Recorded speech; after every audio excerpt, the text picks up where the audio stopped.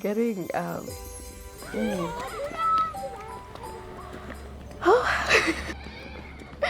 I didn't expect that. My name is Keillah Okari Kerubo. I am a lawyer and fashion entrepreneur.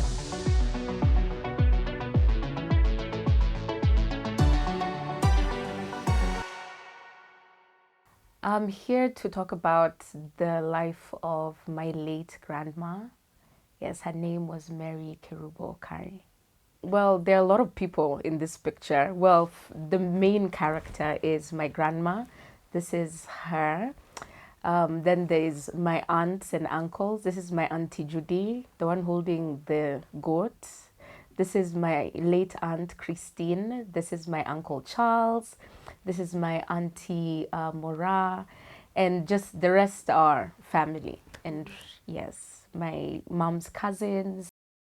So this was taken in Kisii in the late 80s. So the story behind the goat is that this was Christmas morning and my grandma was really into fashion. So she was very keen on everybody being super dressed up. That's why you can see my uncle is like wearing a tux, they're in bow ties. And my auntie has always been cheeky since she was small. And I think even her daughter has just the same personality. So I think they were carrying the goats because they were about to be slaughtered, because it was Christmas morning. So obviously they were going to eat a lot of good food on that day. So I think they just roped them in and they were like, let's have a fun moment. The reason I selected this picture is because I think it really speaks to who my grandmother was. She was a family woman. She really cared about the community. She had biological children, but she also adopted kids, just like from the stray kids that were abandoned in the marketplace. So I felt that it really embodied who she was and how big her heart was because she was all about community. And she raised, I think, about 15 kids by herself.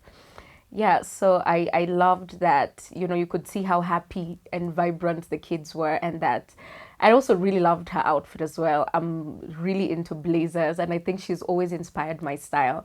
So I loved the outfit that she had worn on this particular day, the pearl earrings, and I wanted to pay homage to that today with my own outfit as well. Yeah, so that's why I picked it. It really speaks to who she was as a matriarch.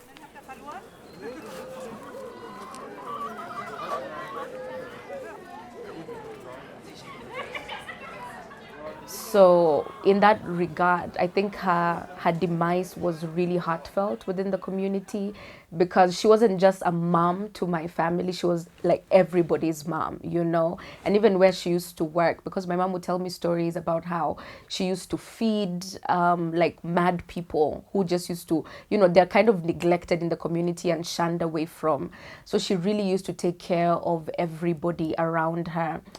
She was also involved in like chamas, she was a chair lady, and she was very focused on impacting women around her because I think at that time, women were like husbands were not really taking up the role that they're supposed to within the family. So you would find that a lot of families were struggling, and she was such a great example because, she had her own money, she was taking her own kids to school. So through that, she started chamas where she could empower women.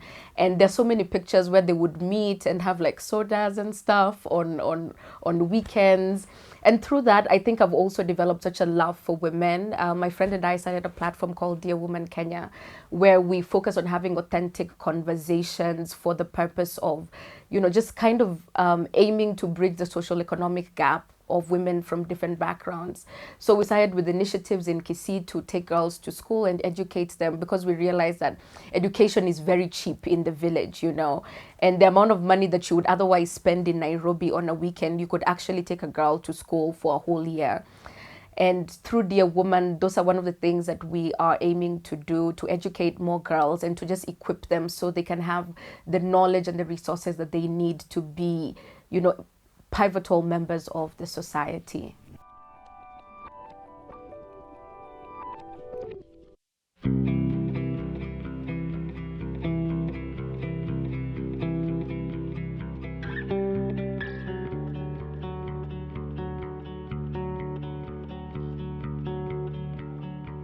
My grandmother was my mom's mom. She's late. She died in the early 2000s. I think, maybe 3 years old, thereabout. Um, I mean, I didn't know her too well because I think my memory at that time, I think I was so small. So everything that I know of and about her, I've borrowed from my mom and her siblings. The passing of my grandma really impacted my family because, as I mentioned earlier, she was our matriarch. And in my family, particularly, women are more empowered. They really take on the forefront of roles, being providers, being caregivers. They really do everything. And I think her passing was really difficult on my mom because everything fell on her shoulders. And most of my uncles and aunties were also really young at the time. So she had to kind of take the role that my grandmother had taken, raising her siblings and putting them through school as well, which I think was difficult for her looking back at it. But it's also a really inspiring story for me because my grandmother and my mom, I would say, are my biggest role models in life.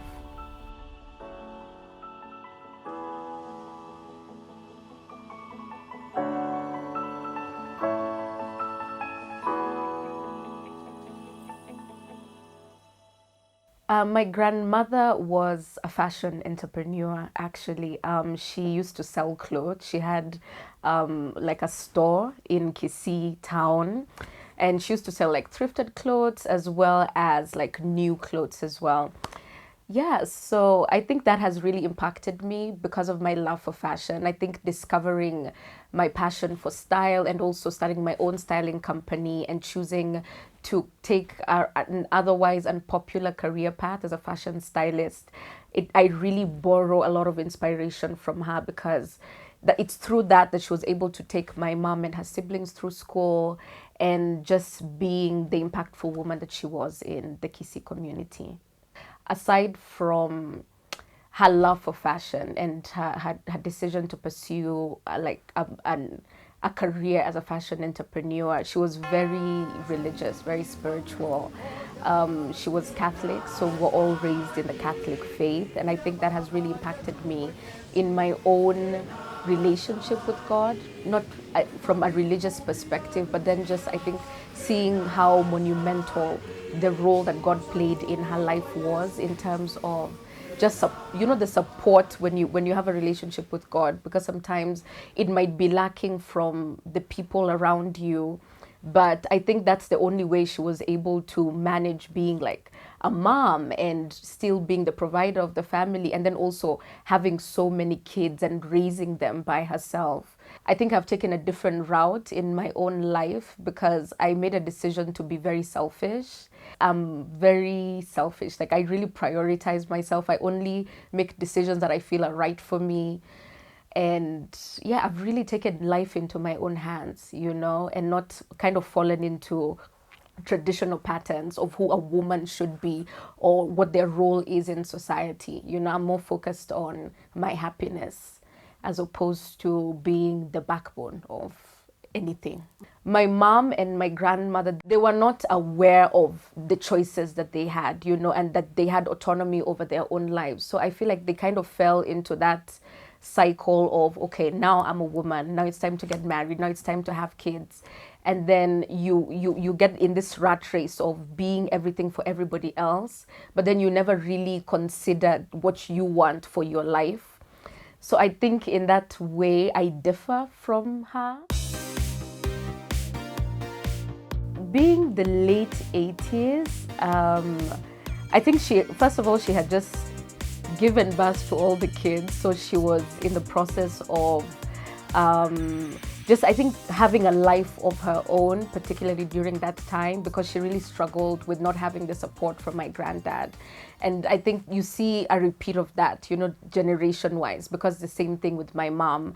And I think in that same vein, my mom has become like, I don't know, there's this notion where African women are supposed to take care of everybody and, they put themselves last. And they are the caregivers and providers. So I feel like I see a repeat of that in my mom's life as well. I think the first thing I would like to tell her is thank you. You know, thank you for everything that you did for our family. Thank you for who you are or who you were for my mom and her siblings, because I don't think that my mom would be the woman that she is today if it wasn't for her. I would also like to tell her that I love her so much and I wish that we had more time, because I would have loved to match outfits. You know, because initially she actually raised me, because my mom got me when she was really, really young. So she had to come to Nairobi to study and try to build a life for herself. So she left me in Kisii, which is where I was born. And my grandparents, you know, took up the mantle of being my direct parents. So for a long time, I used to think my mom is like, you know, those aunties who send gifts for Christmas and things.